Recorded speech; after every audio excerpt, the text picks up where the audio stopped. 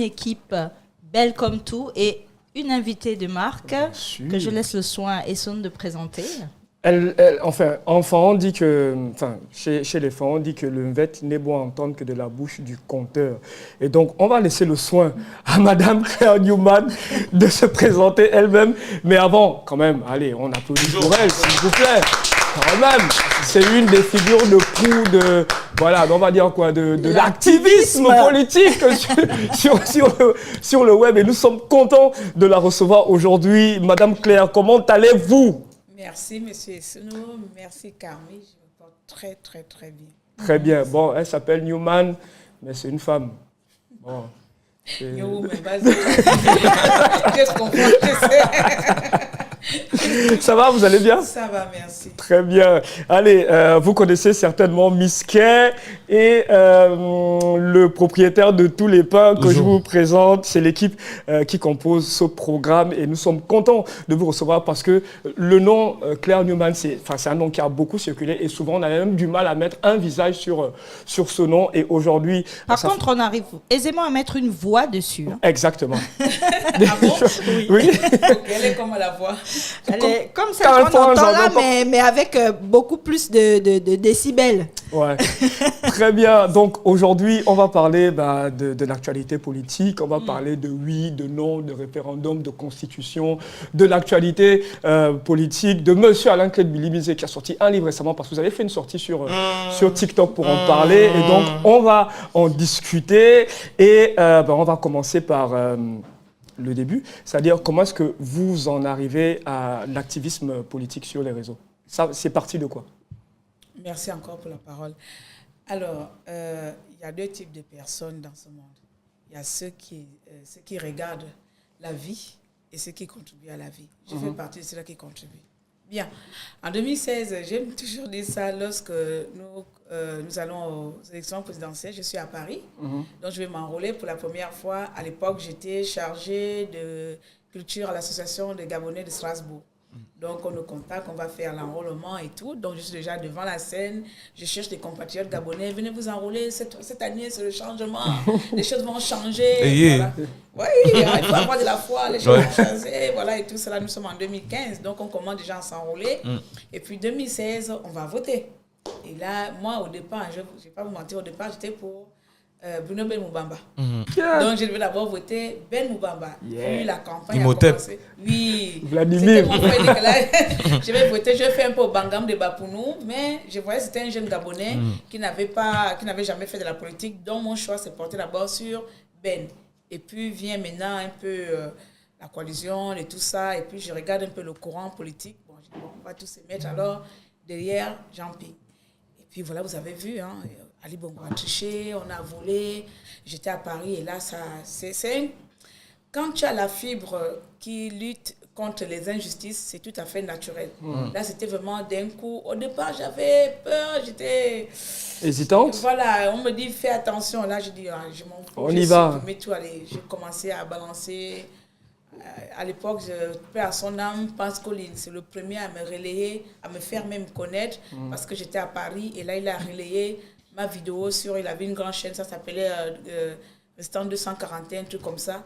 Il a relayé mon information là-bas, là, les gens ont commencé à découvrir la jeune femme qui criait partout sur Paris. Là, moi, j'ai commencé à crier dès le départ, commencé à crier partout et puis l'amour est né, les gens ont commencé à me découvrir. Il y en a qui aiment, il y en a qui n'aiment pas, il y en a qui apprécient, il y en a qui n'apprécient pas. On peut faire comme on ne peut pas plaire à tout le monde. Et puis c'est comme ça que je me suis fait ce nom-là qui résonne aujourd'hui, Claire Newman. Voilà. Moi, parfois, je me demande par comment j'ai pu faire. Comment vous en êtes arrivé là? Aujourd'hui, il y a un grief qui est fait aux activistes politiques gabonais sur les réseaux, c'est de ce que leur engagement n'est que politique, pour la politique politicienne, quoi. Il n'y a pas réellement d'engagement sur le terrain. Patriotique, quoi. Patriotique, on est là juste à vociférer sur les réseaux. Est-ce que vous pensez ça? Est-ce que c'est légitime que les gens pensent ça? Je trouve que c'est un mauvais procès qu'on fait à certains activistes.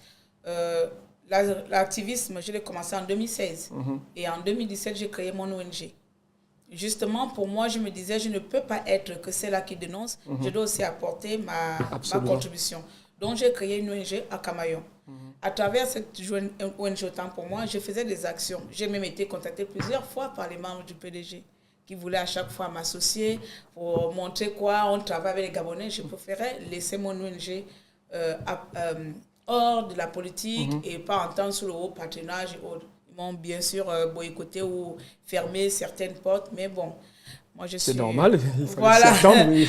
Moi je suis quelqu'un, si tu me fermes une porte, je vais chercher à côté. C'est un mauvais procès parce que beaucoup des activistes ont des ONG. Bon, moi j'aime toujours citer ma personne, le Phoenix. Il a une ONG Mboué Monde et il fait des dons presque dans toute l'Afrique. Moi aussi j'en ai, d'autres activistes aussi.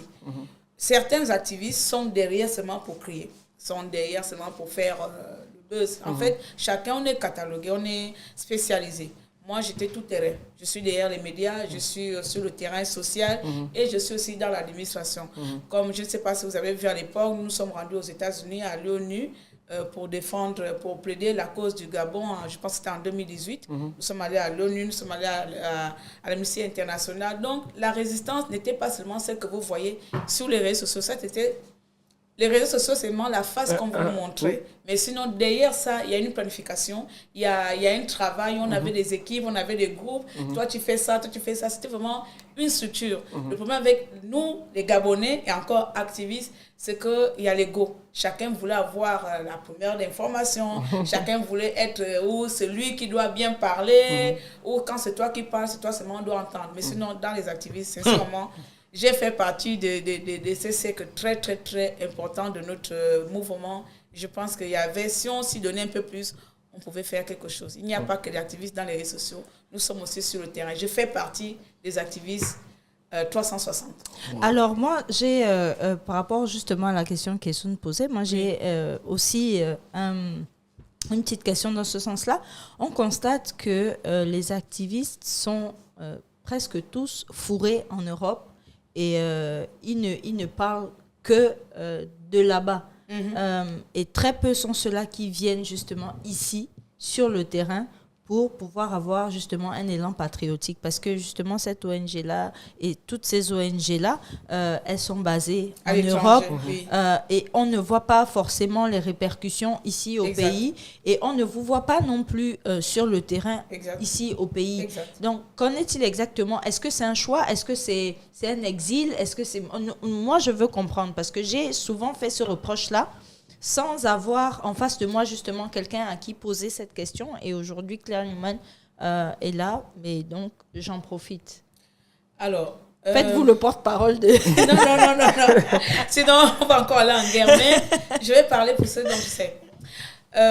Ma chérie, permets-moi de t'appeler. Bien sûr. Tu es très belle. Merci.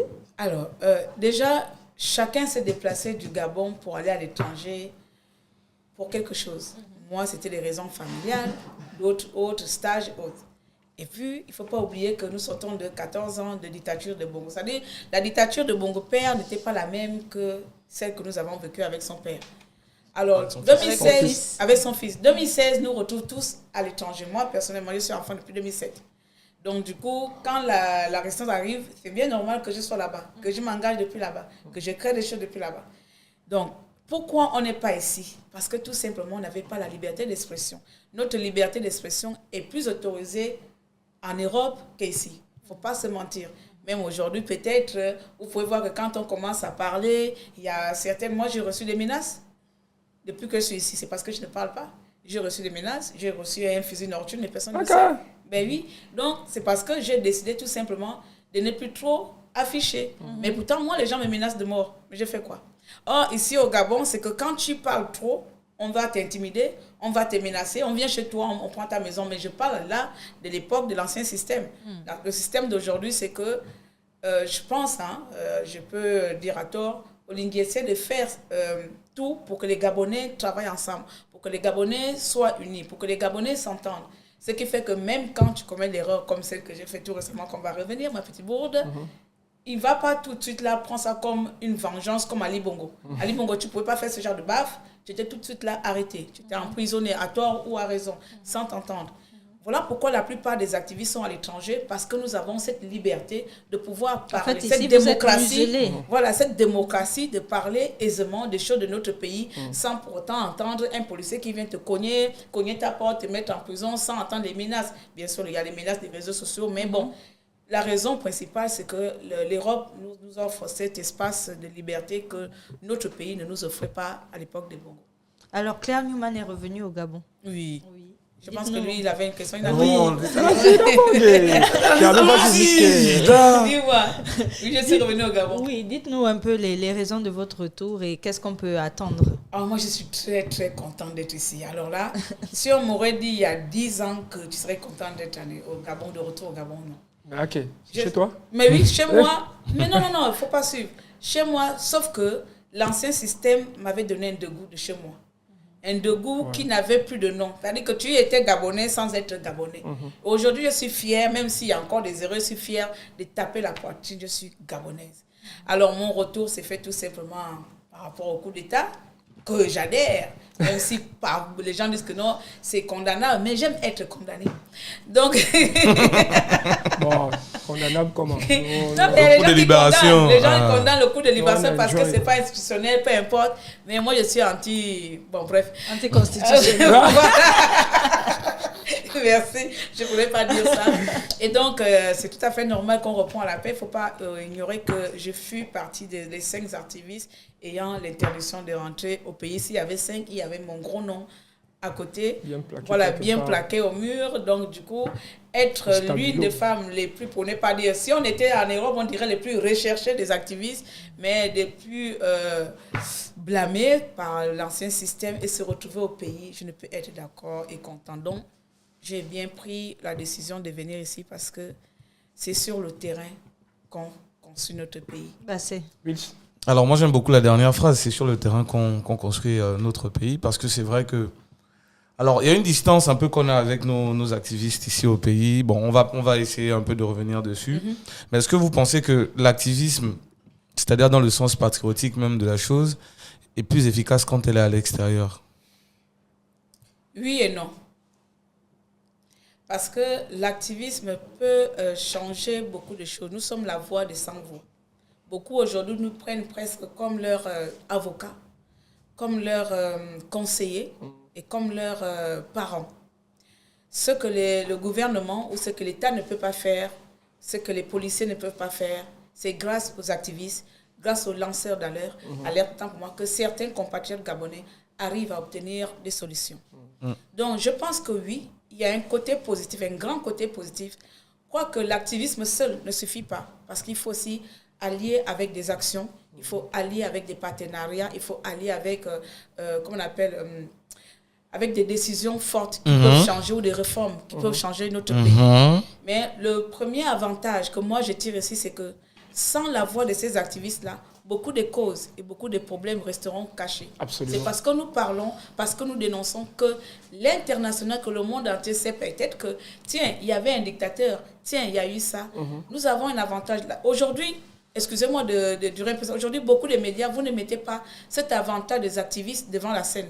Vous voyez les activistes comme si c'était des personnes néfastes, des personnes qui n'ont pas de diplôme, des personnes qui n'ont jamais étudié. Je me rappelle encore, je vais faire la parenthèse, en province, il y a un monsieur qui a interrogé un de mes frères activistes, s'il avait le diplôme, alors que c'est un ingénieur, alors que c'est un docteur. Donc, c'est-à-dire, on nous a catalogués comme si on n'avait pas de cerveau, comme si... comme si vous n'avez rien d'autre à faire. Comme si on était des néants. C'est-à-dire que ces activistes, si j'ai fait la bagarre que vous m'avez vu avec, pourquoi? Parce que ce n'était pas moi qu'on dénonçait, c'était ces activistes minables. On ne traite pas les gens comme ça dans la société, parce que je me suis levée pour défendre ma patrie. Moi, j'ai fait ce choix-là et je l'assume. J'ai défendu ma patrie et je le défendrai toujours, même si officiellement, je me suis dit, je me retire du monde activiste, mais je reste défenseur autant pour moi des droits de l'homme, je reste militant des droits de l'homme, mais devant moi, tu ne peux pas faire du mal à un Gabonais et puis je vais rester les bras croisés. Alors, vous avez parlé de... Ok, j'ai encore les questions. Non. J'ai encore pas de questions, ou bien? Ouais, vas-y. Ok, d'accord. Alors, vous avez commencé le combat en 2016, comme vous avez dit. Alors, de 2016, aujourd'hui à 2024, c'est quoi le regard que vous avez par rapport à votre combat? Et puis surtout, c'est quoi le regard que vous avez de manière générale par rapport à l'activisme au Gabon aujourd'hui, là? Positif. Pourquoi? Ah, mais beaucoup se sont rangés, hein, ils se sont alignés. Parce que, moi, beaucoup j'ai se sont un regard alignés, positif. tout Pourquoi? ça. Et un peu... On va commencer par positif. Mais, J'ai un regard positif parce que hier, j'étais qu'une personne inconnue, une personne lambda qu'on ne connaissait pas. Aujourd'hui, je suis claire. Claire que même demain, j'arrive dans un bureau, on m'ouvre les portes. Pourquoi? Parce que je suis la voix des sans-voix. Je suis celle-là même qui viendra te sauver demain si on t'a maltraité. Je suis celle-là même qui te portera sur le dos si demain tes droits sont bafoués. C'est ça. Oui, j'ai combattu pour ce pays. Et d'abord, d'ailleurs, j'ai toujours dit ça, je conseille à ce qu'on puisse avoir un statut légal des activistes dans ce pays. Wow. Oui, oui, oui. Il faudrait mettre un statut légal des activistes. Nous avons enlevé un système. Nous avons affaibli tout un système. C'est à cause de nous, bien c'est même grâce à nous que le CTR a eu le courage d'enlever le Bongo au pouvoir. Si nous, les activistes, on n'était pas là. Si c'était à l'époque de nos grands-parents, où chacun fait l'activiste à côté, et puis on laisse, et puis on viendra vous acheter comme on a fait avec Matizani et Youlom. Il y avait en 93. Et puis ainsi de suite. Aujourd'hui, nous sommes ceux-là qui ont fait basculer même le système Bongo. C'est nous les activistes. Le reste, les armes, les policiers, l'armée a tout simplement achevé notre métier. Vous devez nous reconnaître en titre. Sincèrement, vous devez nous-mêmes mettre, comment on appelle les statuts. Vraiment un bon statut. Je vais parler en français, je n'ai pas le franc. Bah, bien statut. Donc, de ce côté-là, c'était quoi encore la deuxième question? en fait, vous avez commencé par la deuxième. La première question, c'était, bon, allez, de 2016 à maintenant, c'est... De 2016 à maintenant, voilà. De 2016 à maintenant, comme je dis, je m'arrête là. Ne veut pas dire que je ne peux plus dénoncer. Je m'arrête juste, je ne serai plus l'activiste que vous voyez, que vous avez connu, Claire Newman. Comme là, Bongo a fait une sortie, je serais sortie. J'aurais insulté Bongo dans tous les sens. Je me serais même déshabillée pour insulter Bongo. Trans, vous voyez. Mais je suis maintenant celle-là qui construit un autre chemin. La politique gabonaise, il y a peu de jeunes femmes gabonaises qui s'intéressent. Et moi, j'essaie maintenant de m'intéresser avec peut-être mon tempérament et autres. Donc, je quitte de l'activiste des réseaux sociaux, comme vous l'appelez, l'activiste néfaste, qui n'est pas pour moi néfaste, mais je quitte de l'activiste peut-être stagné ou statique à l'activiste qui va peut-être... Sur le terrain. Vous rentrez en politique. Voilà. Vous rentrez en politique. Non, je n'ai pas encore... Bon, par contre, C'est une l'ambition. dernière question J'ai cette ambition, oui. sur Billy Ah. Binzé. Oui, oui. Et puis on va C'est clôturer. l'ambition. C'est l'ambition. C'est comment on appelle? C'est mon droit. Bien sûr. Oui, mais bien sûr. Ça Bien dépend sûr. de ce qu'on définit par politique. Pour moi, je me dis la politique, elle est omniprésente dans toute la vie. Absolument. Selon la personne. Et moi, j'aimerais bien pas quitter. C'est votre transition, quoi. Allier. Oui, c'est mon ambition. Oui. Oui, je vais répondre, c'est mon ambition. Voilà. J'ai dit transition, j'ai pas dit ambition, mais... Ah, C'est ma transition. Vous pouvez lâcher. Mais en même temps, c'est une transition positive parce que d'un pas de l'activisme à la politique, ce n'est qu'un pas. C'est Je suis justement mieux là aussi que le placée- black- je serais mieux placée en politique parce que j'ai fait l'activisme. Bien sûr. Madame Claire Newman, on va sortir par là. Oui. Sur votre compte Elle avait TikTok, encore une vous avez question. fait une sortie, Non, c'était celle-là. il y a 2 ou 3 jours, vous avez fait une sortie contre le livre qu'a publié M. Alain-Claude Billy Binzé récemment. Qu'est-ce que vous reprochez à ce monsieur? Enfin, au-delà de tout ce que la masse pense déjà. Non, moi personnellement, je ne reproche rien à une personne qui n'existe pas. OK. Oui, Billy Binzé pour moi n'existe pas. Quand je dis n'existe pas, dans la politique gabonaise, pour exister, il faut marquer l'histoire. Ouais, il a marqué l'histoire à sa façon, Non, on ne peut pas marquer l'histoire négativement. Une personne qui n'a fait que mépriser son peuple. Je ne sais pas si vous vous souvenez, quand il y avait la cherté, cet homme est sorti en disant que les Gabonais souffrent parce qu'ils veulent vivre au-dessus de leurs moyens. Quel punchline. Donc, pourquoi est-ce que je vais avoir du respect à une personne qui ne connaît pas les douleurs du peuple? Oui, je dénonce ce livre-là parce que Billy Binzé, aujourd'hui, je pense qu'il joue la mauvaise carte. On aurait vu un Billy Binzé en 2016, lorsqu'on a massacré le peuple gabonais, même une seule fois, venir à la télé dire mes condoléances à la famille gabonaise. On aurait aimé voir Billy Binzé lorsque Ali Bongo a été victime de son AVC, venir établir la vérité. On aurait aimé Billy Binzé même assister la jeunesse gabonaise lorsqu'elle a été martyrisée à chaque fois. Ou bien lorsqu'on attrapait nos compatriotes à tort ou à raison. Billy Binzé n'a pas une seule fois, même pas une seule fois, être aux côtés du peuple. Aujourd'hui, il est du côté de qui? Toujours de Bongo. Vous allez lire ce livre-là? Vous allez le lire? Vous allez Jamais, moi. Il a dit que j'ai vu au-dessus de mes moyens. Pourquoi est-ce que je vais perdre mes 20 euros? Le livre au-dessus de vos moyens. Le livre au-dessus de mes moyens, pourquoi je vais acheter un livre qui est au-dessus de mes moyens? Qu'il me donne les moyens pour me l'acheter? Très bien. Madame Cléa Newman, vous avez cette caméra. C'est vous qui allez clore l'émission. Hein. C'est vous qui mettez un terme à l'émission. Oui. Donc, allez-y, vous avez cette caméra. Le Just Talk Show, c'est terminé. C'est elle qui clôt l'émission. On nous clôt ça comme ça. Bon, merci à vous d'avoir été là. Donc, j'étais ici. On s'est dit à bientôt. Mais j'ai oublié, vous savez que j'ai aussi un label de production, mais bon, je viendrai pour la prochaine fois. Oui, bien sûr, bien sûr. Bon, allez, c'était le Just Talk Show avec en guest Madame Claire Newman. On se retrouve la semaine prochaine. D'ici là, prenez soin de vous. Bye bye. Bye.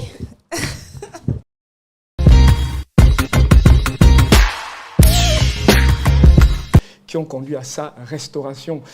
Ça fait plus d'une dizaine d'années que sa voix vous accompagne à l'église le matin et au culte d'entre nous. Connaisseurs connaissent. Pour ceux qui connaissent, elle a sorti une nouvelle chanson et elle nous apporte de la lumière sur le plateau parce que le titre de son single, enfin le single qu'elle vient nous présenter, il allait là. Solomoni nous a dit hier que ça signifiait la lumière. Est-ce que c'est vrai? C'est la lumière. Voilà, donc il nous apporte la lumière sur le plateau. Est-ce qu'on peut faire du bruit pour Ida Boulaka, s'il vous plaît? Ida, comment tu vas? Très bien, merci. Oh là là, tu connais certainement Wills, le propriétaire de tous les pains. C'est mon petit frère. C'est mon petit frère. Et je te présente Miss Kay, c'est elle qui met de la bonne humeur sur ce plateau. Et là, on est doublement servi. Parce qu'il y a elle et puis il y a toi. Ouais, exactement. Voilà, il y avait trop de testostérone sur le plateau. On s'en plaint tout le temps. Il fallait équilibrer. Voilà, il faut équilibrer un peu les choses. Allez, on va parler de ce single. Mais avant, aujourd'hui, Pépélé bénéficie d'une seconde vie. On va dire ça comme ça. Pourtant, c'est un morceau qui est sorti depuis. Comment est-ce que tu le vis? Comment est-ce que tu le prends? Parce que d'abord, avant même qu'on arrive là, est-ce que tu sais que ce morceau-là, entre nous bars, hein, les gens même pas que entre nous complètement. Partout, hein. Partout. Oui, mais entre nous bars, le contexte est différent. Oui. Parce qu'on est quand même dans un. C'est le culte, mon frère. C'est le culte. Est-ce que tu as aussi des vidéos de comment les gens entrent en folie lorsque ce morceau passe? Plein de vidéos. Je suis étonnée quand même. Ce sont des chrétiens qui vont voir les vidéos. J'ai l'impression qu'ils vont aussi en ballon.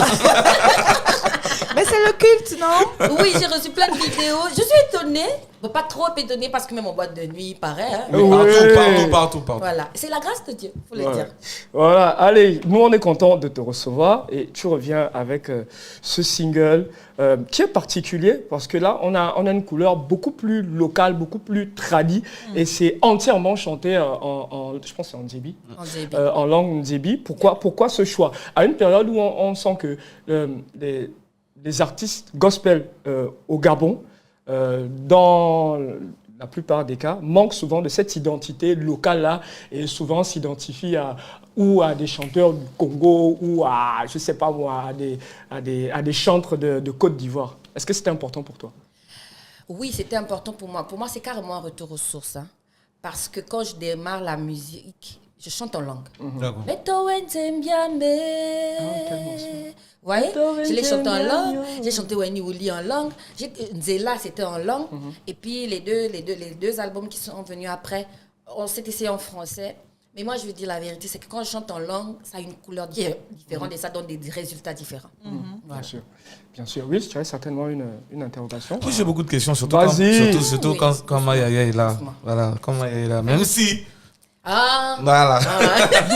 Alors justement, on va dire que c'est un peu est-ce que je vais dire retour? Non, je vais pas dire retour parce que bon, comme on disait, on écoute toujours ta musique, on n'a pas l'impression que tu sois parti. C'était quoi? J'ai envie de dire l'objectif derrière derrière ce nouveau single. Est-ce que c'est oui? Alors c'était quoi l'objectif? Vous savez, la Bible nous dit, parce que je reste chrétienne. C'est à ce titre. La Bible nous dit, les choses anciennes sont passées, voici je fais des choses nouvelles. Donc je ne parle plus du passé. Mais même quand on ne parle plus du passé, il est quand même là, il a existé. Absolument. Et donc ce qui se passe, c'est qu'il y a comme une renaissance. Et des fois, il m'arrive de regarder derrière moi, et quand je vois d'où Dieu m'a tiré, et je vois où Dieu est en train de m'emmener, c'est vraiment sortir des méandres pour t'exposer à la lumière et t'imposer à toutes ces personnes, c'est-à-dire ceux qui t'aiment et ceux qui ne t'aiment pas. Dieu vient, te prend, il t'expose comme ça à la lumière. Ça méritait d'être glorifié. Voilà. Absolument. Et le clip Mais par rapport à tout ça, justement, pourquoi cette couleur traditionnelle? Parce qu'on a l'impression que les chrétiens, en général, ont un peu du mal à s'identifier à tout ce qui est traditionnel. Pour eux, c'est limite, ça vient du diable. Donc, j'aimerais bien savoir qu'est-ce qui a inspiré justement ces couleurs un peu tradies dans la vidéo. Et est-ce Très que, belle vidéo d'ailleurs. ouais, et est-ce que ça t'a valu la critique négative auprès de tes semblables chrétiens? Alors, le clip, la chanson Iyala, dès que je l'ai chantée, je suis allée m'asseoir. Parce que dans mon cas, tu es le qui-vive, tu te dis, bon, maintenant, qu'est-ce que ça va donner? Et j'ai été agréablement surprise. Pour un artiste gospel qui sort un chant et le met sur YouTube, par exemple, on trime pour avoir des vues. Ouais. En moins de 2 jours, on envoisinait déjà les 3000 vues. Aujourd'hui, on envoisine déjà les 25 000 vues. Voyez? J'ai essayé de lire les commentaires. J'ai essayé de voir les réactions des personnes qui sont autour de moi, qui sont dans le même domaine, donc le domaine gospel. Mais tout le monde m'a appelé. Mais Ida, genre, tu as dormi dans le Saint-Esprit, puis tu t'es réveillé. J'ai dit, mais qu'est-ce qu'il y a de particulier? Mais Ida, cette chanson a quelque chose de particulier. J'ai chanté en langue Zébi. Et j'avais peur, parce qu'à un moment, on s'est dit, on a toujours envie de mettre quelques mots en français. Je me suis dit, je chante typiquement en langue, je ne vais rien mettre en français, et puis je vais voir ce que ça va donner. Mais je me rends compte que le peuple gabonais aujourd'hui, pour ne parler que de nous, a vraiment cette soif de repartir dans la culture. Et c'est pas parce que nous faisons du gospel que nous sommes exemptés. Nos ancêtres, les chansons que nous chantons, par exemple, Zembi Bouboué ou bien Poulimva Yalla de la Salée, ce sont des chansons que nos grands-mères qui ne connaissaient pas le Jésus des Blancs, comme on le dit, chantaient. Est-ce que vous voyez? Et donc, cette même couleur, aujourd'hui, quand Yalla sort, les Gabonais se reconnaissent dans les sons de... Parce qu'on a vraiment... C'était une chanson qu'on a chantée. On a travaillé typiquement en live. Donc, les tambours sont ça s'entend. Voilà. Donc, et nous-mêmes, pendant qu'on était en train de mon petit frère José Moulaka, qui est mon arrangeur. Grand bassiste. Oui, El Jos. Ouais. Donc, quand il travaillait, lui-même, il disait, la grande ça, le retour là, c'est le fait de repartir dans ce que les gens aujourd'hui soupirent. Parce que pour Gabonais aujourd'hui, on est trop allé regarder à ce qui se passait ailleurs. Et mais quand on regarde ce qui se passe ailleurs, eux, ils valorisent leur culture. On n'est pas que les Congolais, ils chantent en lingala. Et nous, on chante leurs chansons. On va au Nigeria, on aime les judiqués, on aime les ils chantent dans leur avec les langues de chez eux. Avec les rythmes de chez eux. Ils ont les rythmes de chez eux. Ils ont les tenues traditionnelles de chez eux. Et je bénis le Seigneur pour mon petit frère Gestor qui a vraiment insisté que dans le clip, il fallait que vraiment on ressente. Et j'ai ma grande sœur Prisca Allon qui me disait heureusement que la seule chose qui te manque, Ida, c'est la torche indigène. Heureusement, mais toute l'Afrique, tout le Gabon est représenté dans ce clip. Il y a le raffia, il y a le feu de camp, c'est au village. Et voilà. En tout cas, rien n'est au hasard. Non, rien n'est au hasard. Soit les costumes, le scénario, tout est vraiment... Et ça, pour revenir donc à votre question, comme je suis en train de vous le dire, on est en train juste de démarrer la promo, mais il y a les parties tout seul. Ouais, c'est la lumière. C'est la première fois que je sors un projet et je n'ai aucune critique négative. Bon, c'est bon. Ça augure quelque chose aucune critique négative. Vous allez sur YouTube, vous allez sur Facebook, je suis vraiment émerveillée. Alors, Ida, rien à voir avec ton actualité, mais on va parler du monde gospel au Gabon en général.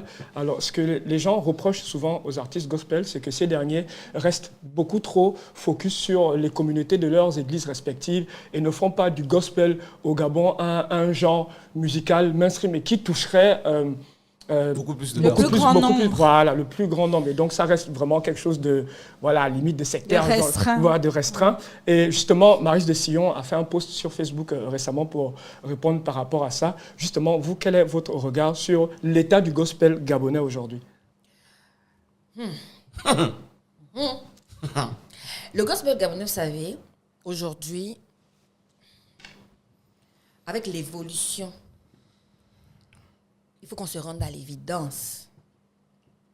Si nous voulons que le gospel gabonais explose, il faudrait que nous ayons déjà nous-mêmes notre propre identité. C'est Tant qu'on n'aura pas notre identité, que nous serons en train de faire comme les autres veulent, ou comme les autres font, ce sera du déjà vu, ce sera du déjà entendu. Ça, c'est un. À la question de rester dans ce cercle où on ne chante que pour les gens de notre communauté et tout le reste, à la base, ce n'est pas vrai. C'est juste, je vais dire, parfois des influences, parfois les pasteurs. Parce que moi, j'ai eu la grâce d'avoir mon père, qui est l'archevêque Jean-Baptiste Moulaka, qui m'a donné mon indépendance très tôt. Après, il faut le dire, je suis une petite rebelle. Il est mort. Mais quand on fait le classement des artistes gospel qui sont quand même écoutés dans les boîtes de nuit ou entre nous bas, on les compte du bout des doigts. Ça veut dire qu'aujourd'hui, si vous le dites, c'est que c'est un mal, moi je l'appelle un mal, c'est un mal qui est là. Parce que Dieu, quand la mission de l'évangile, c'est d'aller vers les nations.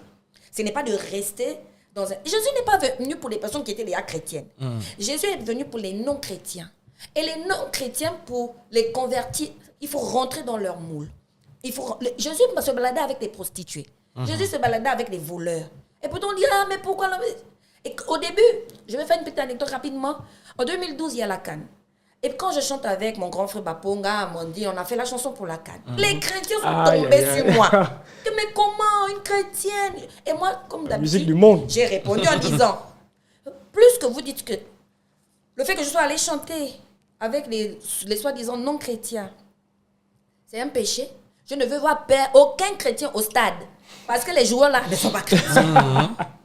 Donc on est un peu dans une hypocrisie. Ouais. Les chrétiens, on est un peu dans... Moi, je suis franche. Hein. On est dans une hypocrisie, mais croyez-moi, hein, les mêmes qui critiquent là, ce sont les mêmes qui aiment la même musique des autres là, qu'ils font et qui explosent dans Les le grands monde. danseurs de Ncha même. Ce sont les mêmes là. Parce que ceux qui m'envoient les vidéos d'entre nous bas là, ce sont les chrétiens là. Donc vous voyez. Mais vraiment, mon souhait aujourd'hui est que nous puissions élargir l'espace de notre tente. Les non-chrétiens doivent s'identifier aussi à nous. C'est-à-dire que, par exemple, moi aujourd'hui, il y a des femmes, quand elles me voient, je n'ai pas sans prétention, mais aujourd'hui, je représente un petit modèle de force. Quand une femme qui est abattue me voit, elle a la force de se relever. Voilà. Très bien. Madame Ida Moulaka, vous avez cette caméra. Si vous avez un message à faire passer auprès de tous les chrétiens et les non-chrétiens et au public d'entre nous qui vous regardent, si vous avez un message à faire passer par rapport à votre actualité musicale. Écoutez, Jésus est la réponse à tous les maux du monde. Ça, que tu sois entre nous bars, que tu sois dans ta chambre, dans ton salon, Jésus est la réponse. Ça, c'est pour commencer. Et là, je viens de sortir mon nouveau single, Iyalla, qui a besoin de vous. Puisqu'on écoute, je ne vais pas citer les noms des contemporains, les autres frères qui sont de l'autre côté, il est temps que nous aussi, nous puissions valoriser notre musique. C'est les Gabonais qui doivent pousser le gospel gabonais très haut. Puisqu'aujourd'hui, on a la grâce, on a le petit oiseau rare qui nous fait quand même quelque chose de bien. De l'autre côté, il faut que des artistes... Mais pourquoi vous riez? Oui, c'est ça. L'univers et les d'accord, galaxies. vous comprenez? On a Amandine, on a Priska Alon, ce sont des personnes qui sont en train de... Que le gospel gabonais aussi puisse monter. Et si j'ai un conseil à donner à mes frères, c'est repartons au labo et sortons des bangers.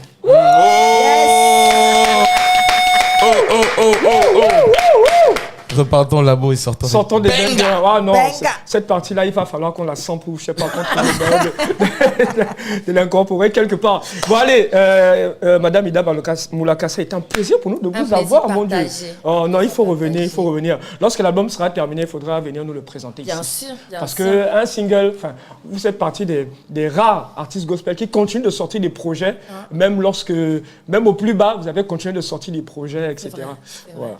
Donc nous sommes contents et puis on se dit à très bientôt. À très bientôt, nous comptons sur vous pour pousser Yalla. C'est notre plus haut. boulot. Bon allez, bye bye. Ciao.